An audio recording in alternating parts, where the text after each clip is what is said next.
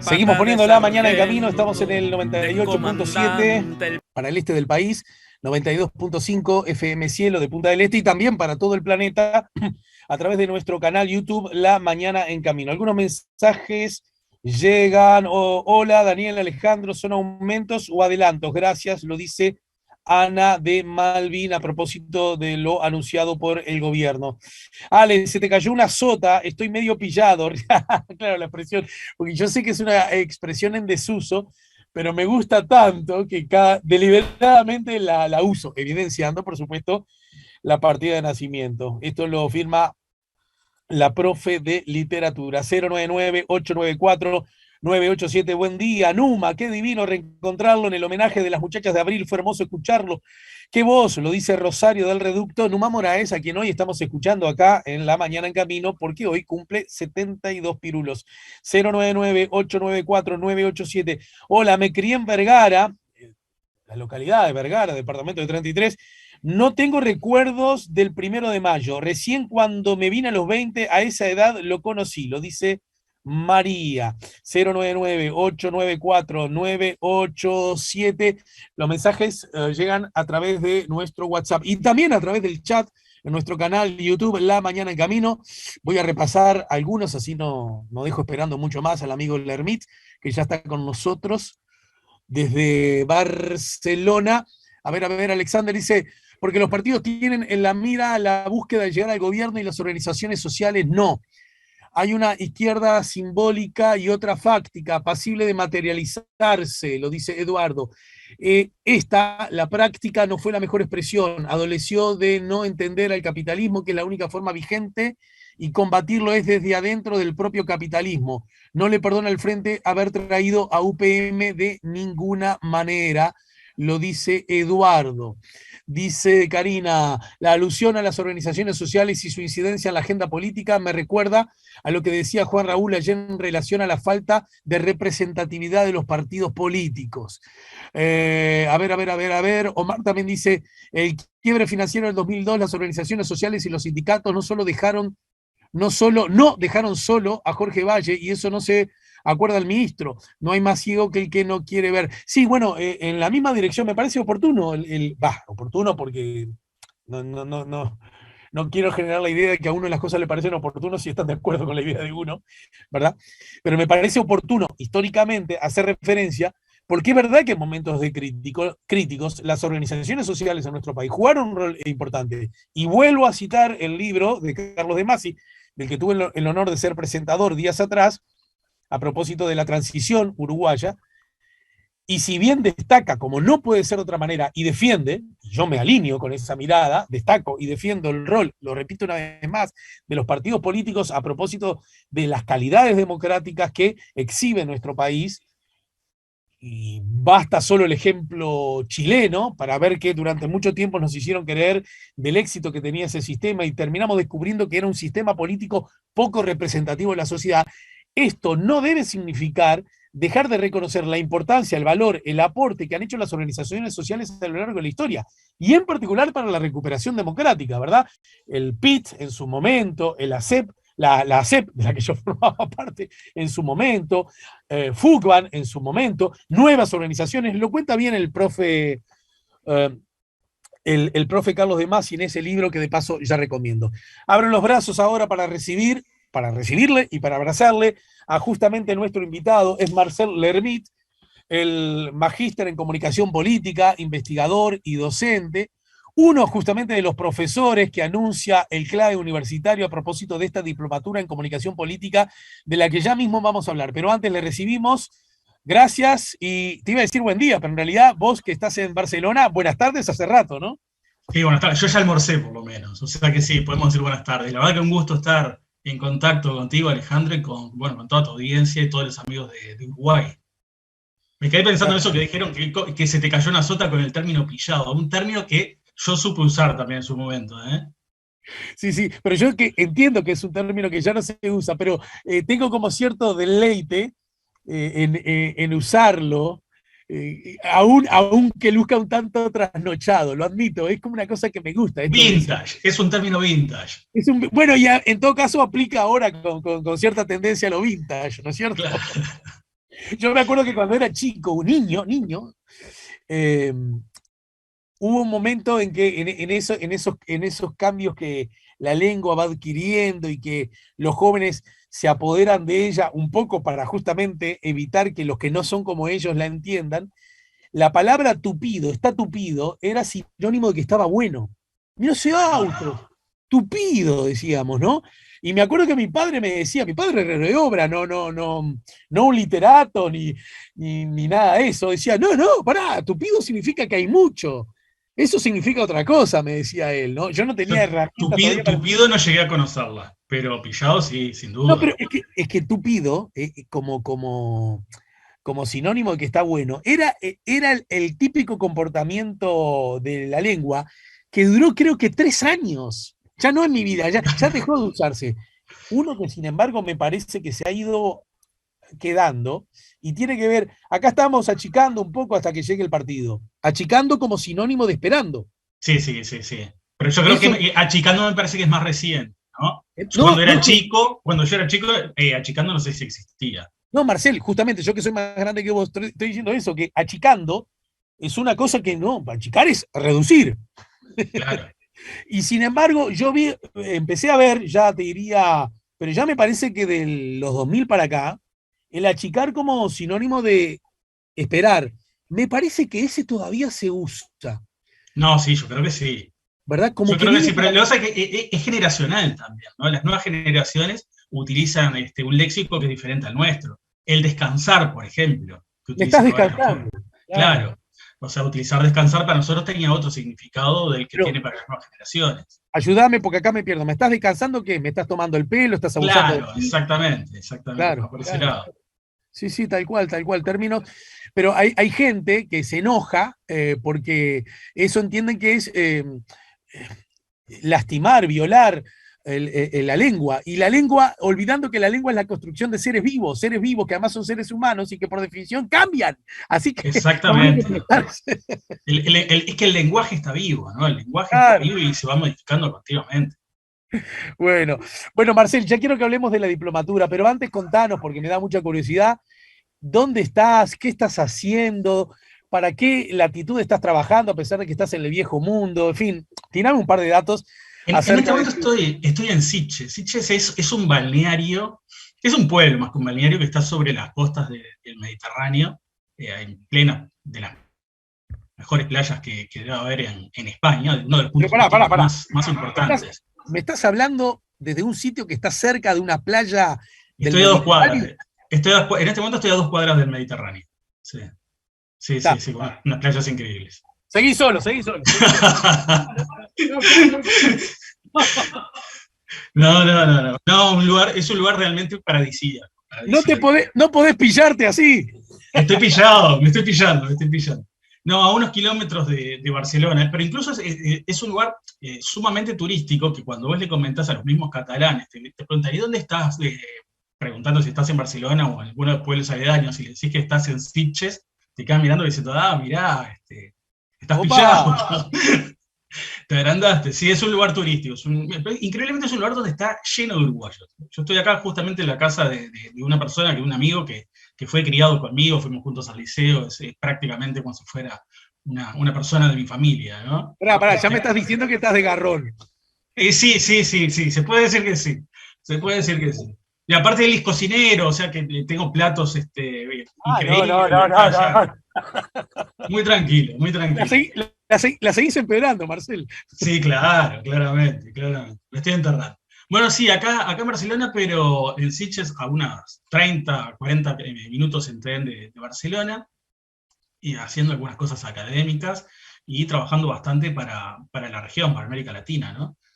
Yo te comentaba recién que recién terminamos de hacer la campaña, una de las campañas en Colombia, trabajando fuerte en Colombia, y bueno, y ahora viendo a punto de lanzar el diplomado en comunicación política del CLAE en Uruguay y otros proyectos también académicos en América Latina que se empiezan a desarrollar de a poco.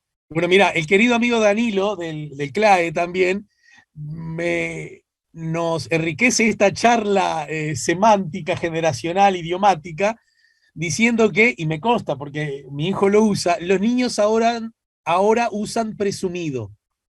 Ah, mira. Es verdad, y Juan, mi hijo que tiene 8, cuando alguien...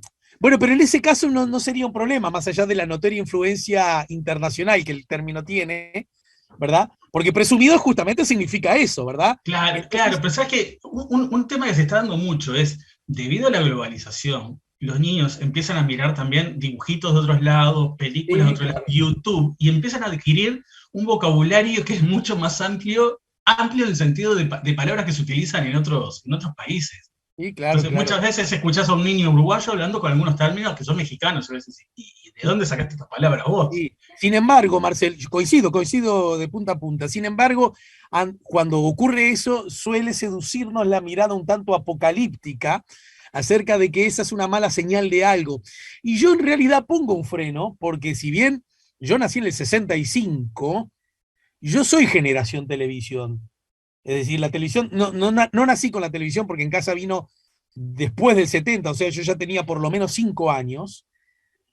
Y sin embargo, cuando nosotros jugábamos, hacíamos, ve, anda, escucha, toma, y jugábamos a la guerra y a esas cosas por influencia directa televisiva, y teníamos como esa capacidad de hablar en bilingüe, ¿no? Es decir, cuando jugábamos, adquiríamos como el lenguaje de la televisión, aunque fuera español, pero no era el nuestro, Claro, y nos cuando no poníamos en jugábamos, personaje, claro, asumíamos un personaje televisivo. Y generalmente algún personaje que fuera no sé, un cowboy o algo así, sí, y utilizamos las palabras que utilizaba sí, ese sí, es cowboy verdad. actualmente en sus películas. Igual es otra televisión la que estás hablando vos, porque vos decís, si bien no, yo también somos generación televisión, la televisión en nuestra época empezaba a las 5 de la tarde, ante las 5 tenías una placa en blanco y Sí. negro, y empezábamos todos con TV educativa, ¿no? No es que Sí, pero teníamos la televisión que hay ahora. ojo al piojo porque TV Educativa nunca fue vista, es decir, estaba, pero nunca nadie la vio, nunca un compañero, yo hice los 6 años de la escuela pública, los 6 años del liceo, nunca escuché a nadie que dijera, che, ¿viste lo que ayer dijeron en TV pública? Era sinónimo de que si está eso, Era aburrido. estás en problemas si estás mirando eso. Lo digo para demistificar y no creer que, ay, antes cómo mirábamos la gente. Y otra cosa, mirá de qué estamos hablando, Marcelo. Bueno, tiene que ver con la comunicación. Otra cosa que yo también desmitifico es que probablemente miráramos menos horas, teníamos menos horas de pantalla. Sí, en todo caso los chiquilines eh, ahora usan la pantalla como como forma de formarse y como forma de entretenerse que muchas veces exige una participación de ellos relativa, mediana, pero en la que inciden en lo que están haciendo y además en colectivo con otros gurises Sí, a los que, claro, en con los que red. estuvimos un rato antes. Así que yo no diría que es el demonio, ni mucho menos, ni mucho No, menos. Pero además, acordate, Marcel, porque creo, vos sos más chico que yo, pero también te pasaba lo mismo. Nosotros cuando veíamos televisión, Mincho está al lado mío y creo que él es ya de otra generación, no, veía, tampoco, Mincho no es muy joven tampoco. pero quiero Que decir no se esto, me haga el nene. a ver si vos me casás la idea. Nosotros mirábamos lo que hubiese para niños y aunque no nos gustara, lo mirábamos igual, Y claro, porque no teníamos capacidad mínima de elección. Alguien podrá decir, hoy día elección tienen, está bien que relativicemos la libertad, pero que hay más opciones hay. Entonces, si no tenés este canal, tenés este otro, si no tenés este otro, tenés otra. Esto en televisión, ni hablar después con las aplicaciones, los juegos y la mar en coche. claro, El claro. espectro es un poco más amplio y los gurises eligen un poco más. Nosotros, yo por lo menos, no elegía. Y toda la vida vi, toda mi vida vi dibujitos que siempre me parecieron feos, no me gustaba el lagarto Juancho, no me gustaba nada de eso, y sin embargo, Con los no me superhéroes. gustaba Yo Tristón, detestaba a los superhéroes y creo que los debo haber visto todos. y Igual, claro, yo lo que hacía mucho era, iba mucho a una biblioteca y sacaba historietas. Las historietas de los librillos de Asterix y Obelix, los de Tintín, los de Lucky Luke, y devoraba eso todo el día. Me encantaba. mira, Ya era raro de chiquito, ya era raro de chico. ya me sacaste una ventaja, eras mucho más ¿cómo le llaman ahora? Hay un término ahí. Pero obviamente era mucho más traga, a pesar de que son más joven. No, Vayamos a lo que nos convoca. En realidad, aún no.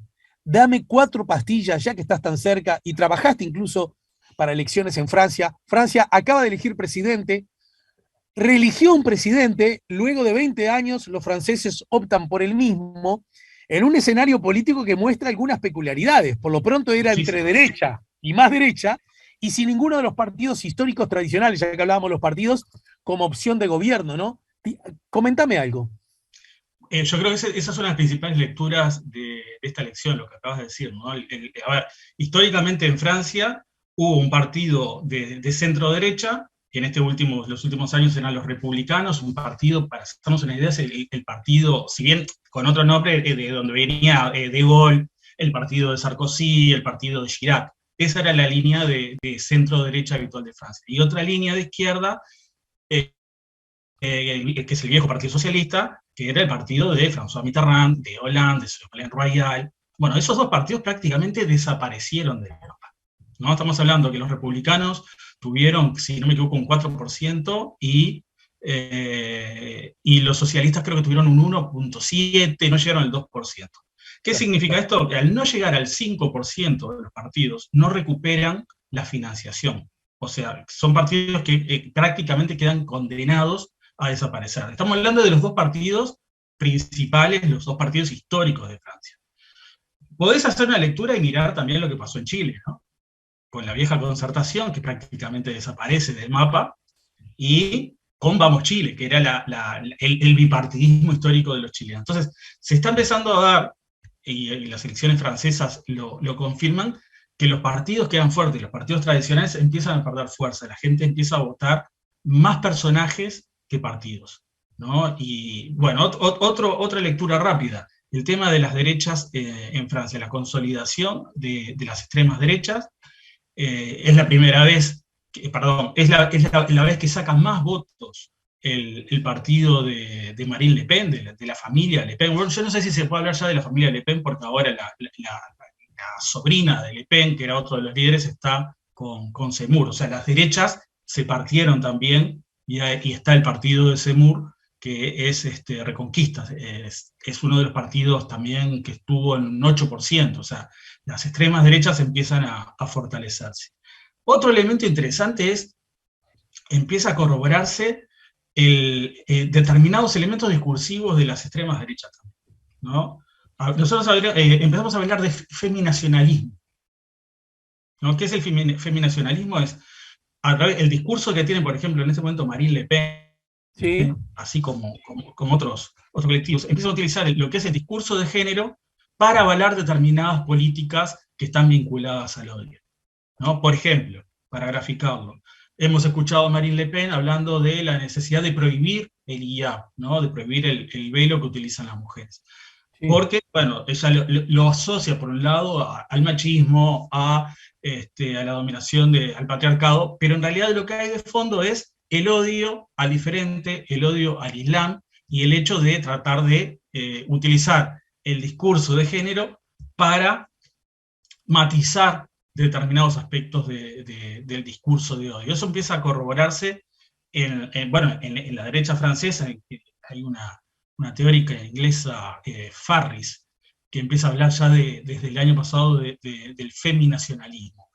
También ese tipo de discurso empieza a darse en España y empiezan poco a poco a aparecer muy despacito en América Latina, pero vamos a empezar a ver en los próximos años seguramente que las extremas derechas empiezan a tener su discurso de género, que está basado en líneas de lo que son las luchas históricas de las mujeres, pero tapando o matizando, utilizando esos esquemas para matizar los discursos de odio, ¿no? Ese es otro de los elementos que quedó muy, muy evidente ahora en esta elección francesa y que, bueno, que pensamos que pueda empezar a darse en América Latina en general, ¿no?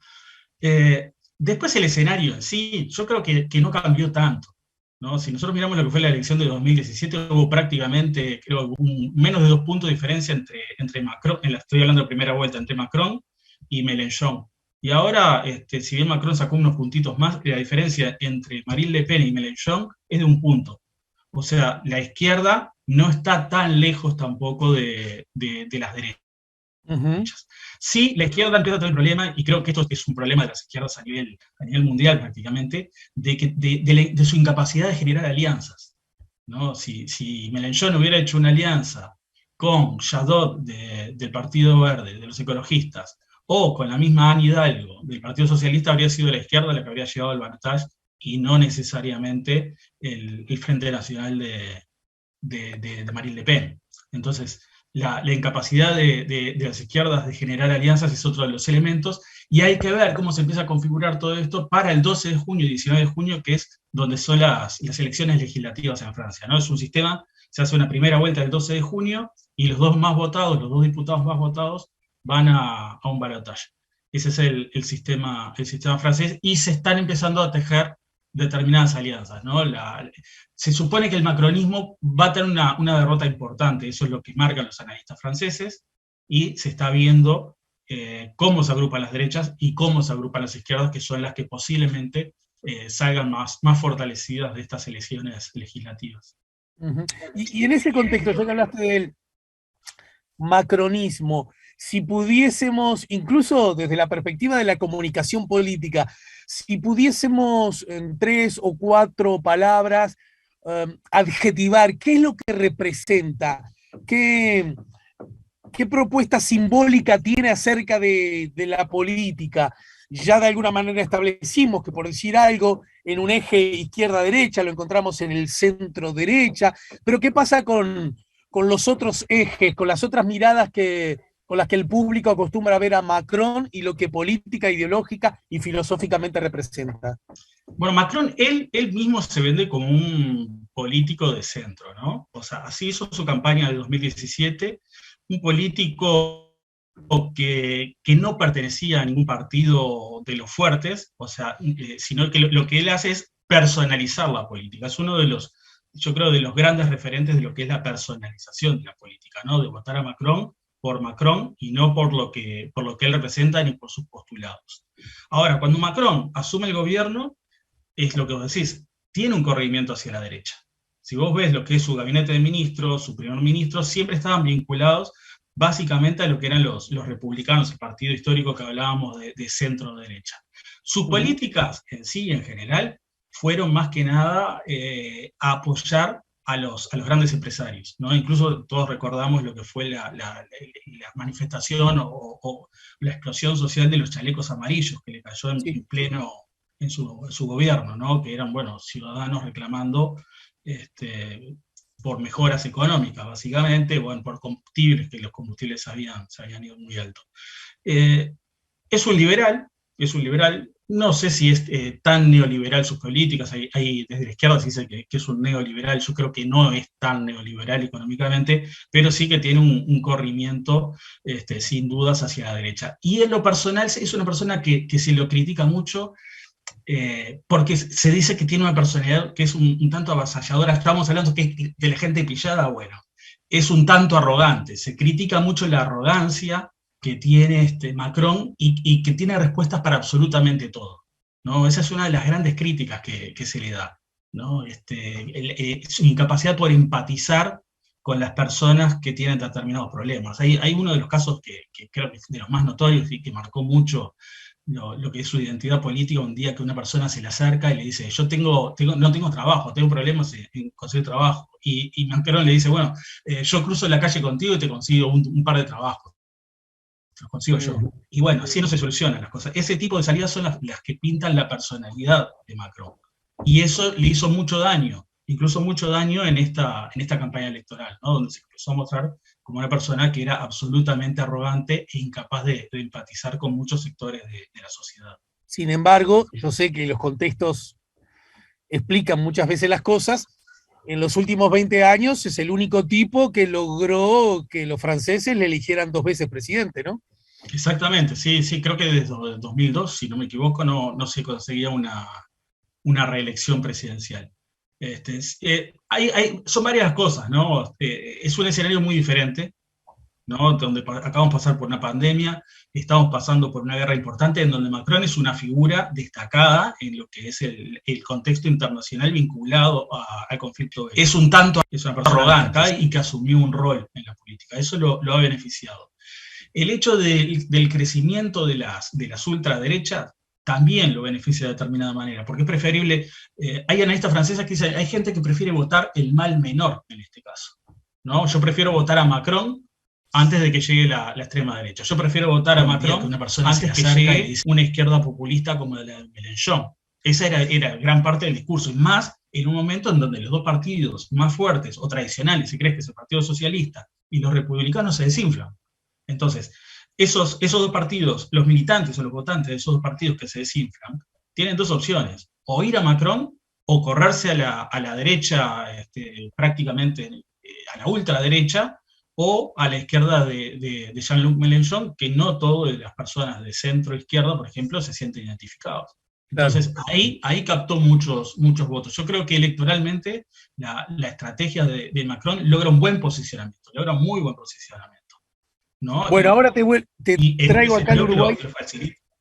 Decía que te traigo acá al Uruguay, Marcel querido, porque justamente el CLAE, la Universidad CLAE, anuncia entre su oferta educativa y de formación una diplomatura en comunicación política, y en ese contexto, bueno, vos figurás como uno de los directores, docentes de este proyecto.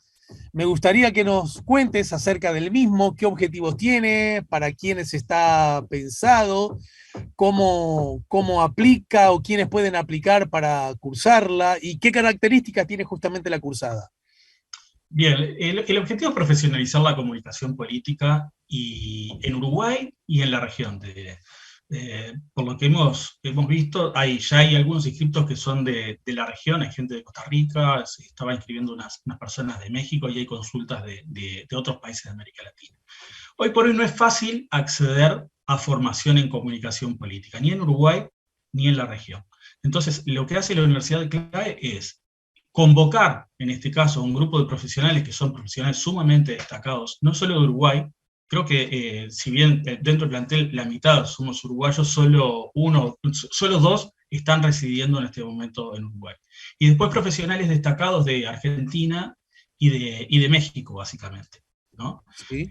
Lo que hacemos es tratar de conseguir los profesionales más destacados para que empiecen a profesionalizar la comunicación política en Uruguay. ¿Qué es la profesionalización de la comunicación política? Es tratar de darles herramientas a las personas que trabajan, por ejemplo, gestionando la comunicación de gobierno, personas que trabajan realizando campañas electorales, como en mi caso yo trabajo haciendo campañas electorales básicamente en América Latina y en España y en Francia, pero también personas que están en los medios de comunicación, personas que trabajan vinculadas a investigación en opinión pública, o personas que son interesadas en lo que es la formación política en general.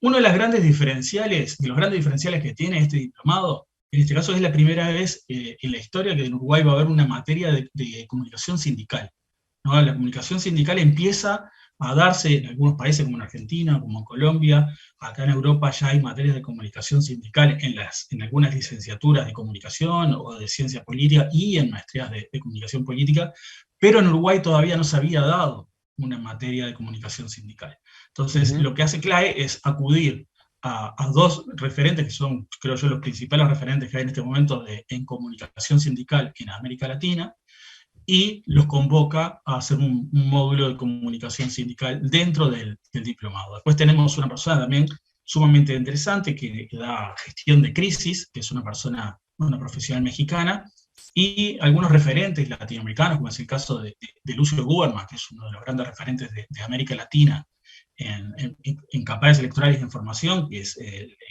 titular de las carreras que se dan en la Universidad Nacional de Entre Ríos, Universidad Nacional de Rosario de Argentina, Litoral de Santa Fe y Universidad de Paraná, y también Javier Sánchez Galicia, que es un mexicano con muchísima trayectoria, sobre todo en campañas de América Central, de México, y algo en América del Sur, pero que no había participado hasta el momento en Uruguay, ¿no? Entonces, se buscó esos referentes y otros profesionales muy importantes uruguayos, como es el caso de Federico Irazábal, que Querido amigo que está en México.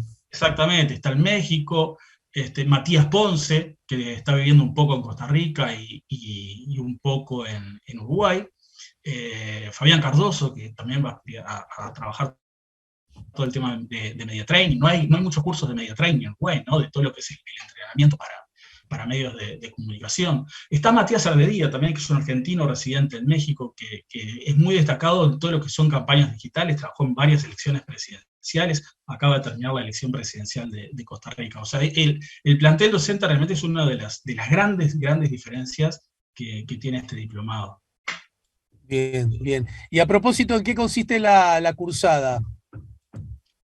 ¿En qué consiste? ¿En qué sentido? ¿Cómo se va a desarrollar la misma? Me consta que es Bien, sí, online. exactamente.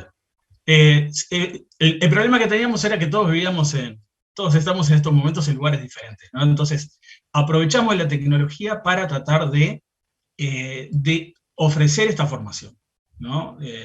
Lo que sucede muchas veces es que los docentes se juntan, por ejemplo, en el caso de Uruguay, que es un país centralista, y hay gente del interior del país o gente de otros países que no puede acceder a esa formación por problemas geográficos. Entonces, aprovechamos esta situación y decidimos que el diplomado sea en forma online y que, bueno, que está abierto para todos aquellos que se inscriban sin importar en dónde residan. Ya te comentaba, tenemos gente inscripta en este momento de Montevideo, del interior del país, pero también del exterior. Así que es una buena oportunidad para todos aquellos interesados, sin importar su lugar de residencia. Bien, esto va a ocurrir, es decir, las clases, me cuesta, hablando de términos en desuso, ¿no? En algún punto siento que la expresión clases también es por lo menos un término a ser rediscutido. Las clases van a ocurrir los días martes y jueves entre las 18 y 20 horas, hora uruguaya, naturalmente. El curso tiene una carga horaria de 120 horas, como acabas de decir, Marcel, será en modalidad online a través de la aplicación Zoom.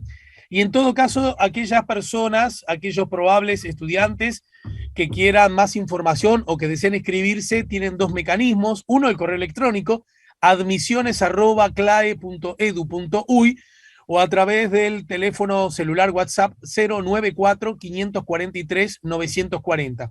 De todos modos, obvio, toda esta información está en la propia web de la Universidad CLAE, universidad.clae.edu.uy. Y para terminar, ¿quiénes son los naturalmente interesados y cuál sería el perfil del egresado en 2 palabras? Bueno, los interesados yo creo que deberían ser personas que estén interesadas en la política en general, personas que trabajan en la política en general, personas que trabajan en gabinetes de comunicación, en el poder legislativo, en el ejecutivo, personas que están trabajando en medios de comunicación y en investigadoras, no todo lo que tiene que ver con opinión pública. Estudiantes de licenciaturas de comunicación y de ciencias políticas, humanidades y ciencias sociales. Y también aquellos militantes sindicales y políticos que quieran formarse, ¿no? Aquellos militantes que deseen fortalecer su formación política, comunicacional y sindical, es una excelentísima oportunidad para Saúl. Bien, perfecto. Desde esa perspectiva, lo único que resta es que, en principio, aquellas personas que han escuchado esta nota y sienten que se les enciende cierta luz de interés puedan ingresar a la web, ¿verdad? Sí, lo ideal es que llamen a alguno de los teléfonos que tú dijiste, el correo electrónico, que ingresen en la web, que ahí van a tener toda la información. Pero recomendarles que llamen y que hagan las consultas pertinentes. Se está armando una nueva charla informativa para aquellos que tengan dudas con algunos de nuestros docentes, en donde vamos a participar y explicar algunas de las características y dudas que tengan los interesados. A Marcel Lermit, entre otras cosas, magíster en comunicación política, docente de esta diplomatura que se anuncia y que arrancará en pocos días más, ¿no es cierto? Sí, el 12 de mayo estamos comenzando. A Marcel, entonces, gracias por tu tiempo, querido, y nos reencontramos más temprano que tarde. Bueno, un gran abrazo y muchísimas gracias por todo. Y saludos para todos los amigos por ahí. Serán dados. Estamos poniendo la mañana en camino.